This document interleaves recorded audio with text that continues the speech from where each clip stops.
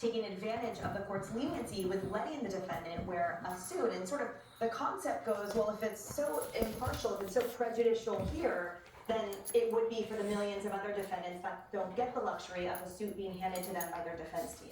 Yeah, you're exactly right. And we know with Mangione, there was some criticism there that he got some preferential treatment.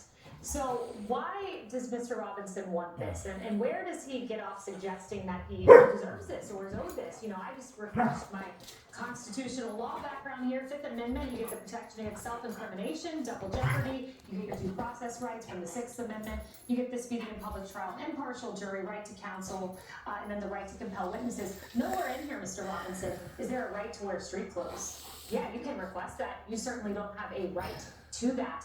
What I do know is the evidence against Tyler Robinson is strong. There is a text message where he methodically recounts what he had done in a very cold and sadistic fashion in the aftermath. There is the fact that he joked about being his doppelganger who did this on Discord. And then there's that line in his text message thread, which I can never get out of my head. I had enough of Charlie Kirk's hatred. Some hatred cannot be negotiated out. The evidence is strong. Of course, you get the presumption of innocence. That's one of your constitutional rights, but you don't get the right to wear plain clothes. My question for you, Rosanna, too, is as we covered Kohberger's motions on behalf, or his attorney's motions on behalf of him that are trying to prevent him from paying restitution to the victims' families, we talked about how there's certain things that you have to do as an attorney to ensure that you are giving your client the best representation possible.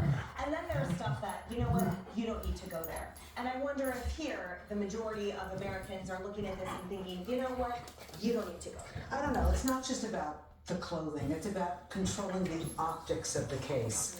And let's face it, you know, everything gets taken out of context, so I think they want to make sure they control the optics.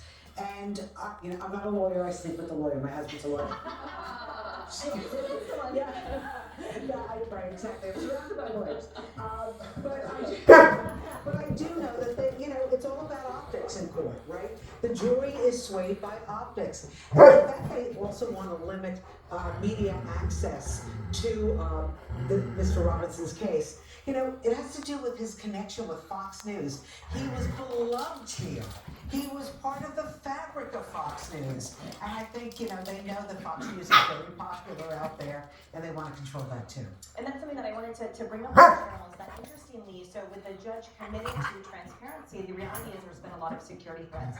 And therefore some even of the filings, for example, the prosecutor's reply to this motion has been withheld for security consideration. So the reality is that the public's not even getting the full record, although many of Americans saw the horrific record of the assassination on social media. And to Kayla's point, there's so much evidence in this case that is going to come to light if indeed there is a trial. But if there is a trial, it seems that these new attorneys, who obviously are volunteering their time, they came in from, if I'm not